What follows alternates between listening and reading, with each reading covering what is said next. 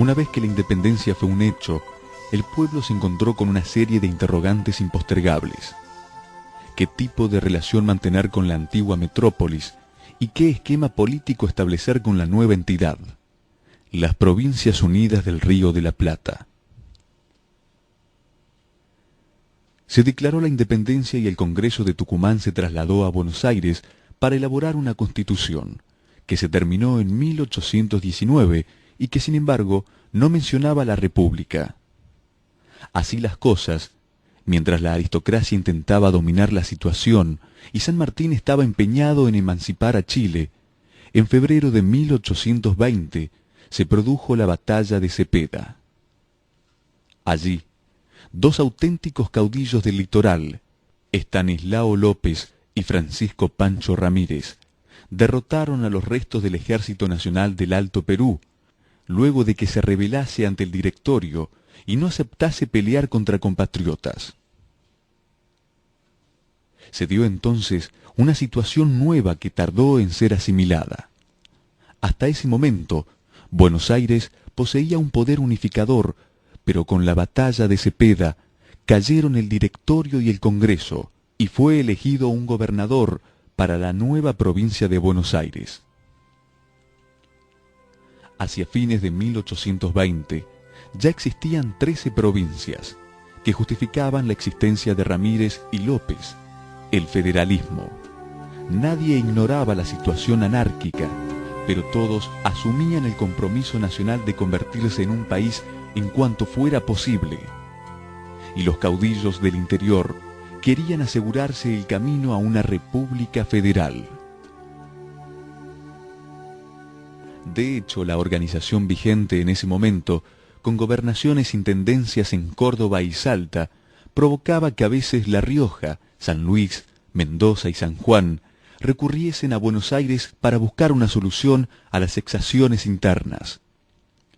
A partir de la batalla de Cepeda, las ciudades subalternas pudieron convertirse en provincias, más por su vocación localista que por una estructura económica. Una realidad que permitió a Buenos Aires disponer de sus recaudaciones para sí misma y convertirse en una ciudad en pleno progreso. En aquel momento, la banda oriental fue nuevamente invadida por el Brasil. En 1824 declaró la guerra al Imperio del Brasil. En Ituzaingó las Provincias Unidas ganaron la batalla terrestre, pero el bloqueo brasileño fue sostenido hasta que se firmó un tratado por el que la banda oriental se convirtió en República Oriental del Uruguay. Mientras tanto, el experimento unitario de Rivadavia como presidente según la Constitución del 24 se frustró con su renuncia. La situación volvió a ser como había sido, con 13 provincias independientes que sólo confiaban en Buenos Aires las relaciones exteriores. Sin embargo, y a pesar del apoyo de los caudillos del interior, el gobernador de la provincia de Buenos Aires, Dorrego, fue derrocado y fusilado por Lavalle. Otra vez se desataron guerras internas. Rosas consiguió controlar la provincia mayor y fue nombrado gobernador. José María Paz hizo lo mismo en Córdoba, pero una liga que se llamó a sí misma unitaria se rebeló ante los nuevos gobiernos y forzó a un pacto federal en 1831 que comprometió a Buenos Aires con Santa Fe y Corrientes. También cuestionaron la política librecambista que aumentaba los ingresos de la aduana y perjudicaba a las industrias, pero no llegaron a modificarla. En ese momento, el Pacto Federal significó un enfrentamiento militar a la Liga Unitaria de Paz, cuyo ejército fue finalmente vencido por Juan Facundo Quiroga.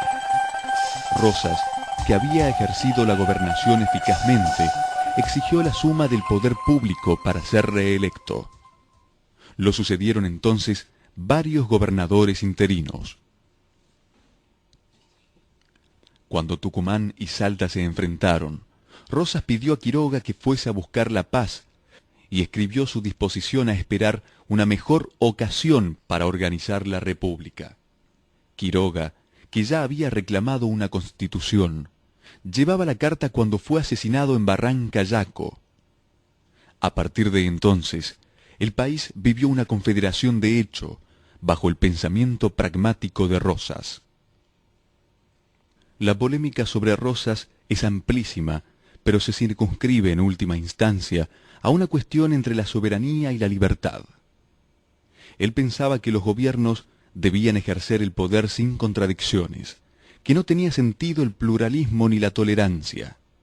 Creía en la necesidad de una autoridad paternalista que rigiera hasta en los mínimos detalles. Por supuesto, esto nunca encontraría respaldo unánime y resultó en largos años de un gobierno reaccionario y conservador. Rosas encabezó un régimen que se proclamó federal, pero que fue absolutamente centralista, y en vísperas de su derrocamiento, había acumulado como gobernador de Buenos Aires casi tanto poder como el que la Constitución le otorgó luego al presidente. Aún más, ejerció la suma del poder público, un recurso que sirvió para controlar las guerras internas, pero que ni siquiera intentó encauzar las nuevas exigencias intelectuales y jurídicas. La batalla de Caseros fue librada entre federales. Un nuevo caudillo desplazó al viejo líder cuyo poder ya no podía sostenerse.